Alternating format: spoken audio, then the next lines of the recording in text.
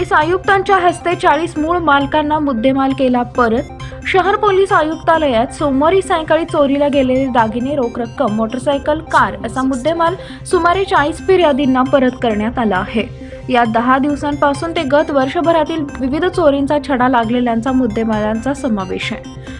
आणखी 85 मूळ मालकांना मुद्देमाल परत देण्यात येणार आहे। आयुक्त राजेंद्र माने यांच्या हस्ते तो परत करण्यात आला। पोलिसांनी विविध अडचणींवर मात करत घटनांचा छडा लावत असता सोलापुरात गुन्हे उघड करण्याचे प्रमाण राज्यात सर्वात चांगले म्हणजेच 60% आहे असं डॉक्टर माने यांनी सांगितले।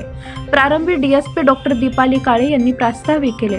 बंगल्याला मजबूत दरवाजाही असतो पण टेरेसचे दार खिळखिळी असते। चोराला सहज प्रवेश मिळतो। मोटरसायकलचं हँडल लॉक सहज तोडता येते। यू लॉक वापरून ही चोरी सहज टाळता येते।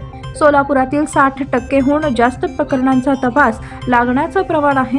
नागरिक सजग असतील तर अशा घटनांवर चांगला चाप बसू शकतो असं आवाहन पोलीस आयुक्त राजेंद्र माने यांनी केले।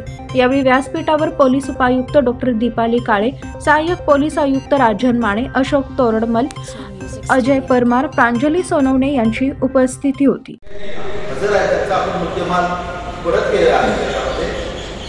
मुद्देमाल परत करण्याची गोष्ट झाली आहे, पण आपल्याकडं खूपदा आपण घर म्हणा ते ऊन वारा पाऊस याच्यापासून संरक्षण म्हणून वापरतो,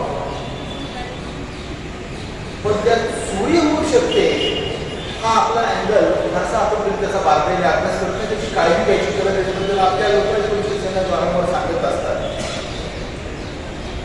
म्हणजे अतिशय मोठा बंगला बांधलेला आहे, मी अनेक अशा घरफोड्या पाहिल्या।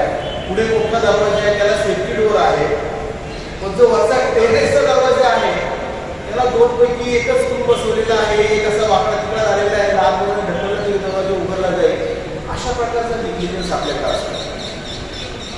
सिटीचा विचार केला किंवा टाउनचा विचार केला तर मोटरसायकल चोरी आणि बंद घराची घरफोड अतिशय सहज होणारा गुन्हा असतो।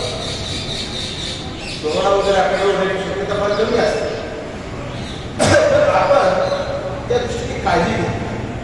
जेव्हा केव्हा एखादं घर बंद ठेवायचं असेल त्याच्यामध्ये किती वस्तू बिलकुल ठेवल्या नाही पाहिजे असं आपण वारंवार सांगतो, पण असं असूनही बऱ्याचदा बंद घरातून मोठ्या 30 लाख 40 लाख रुपयापर्यंत लोकांच्या घरफोड्या झालेल्या आहेत।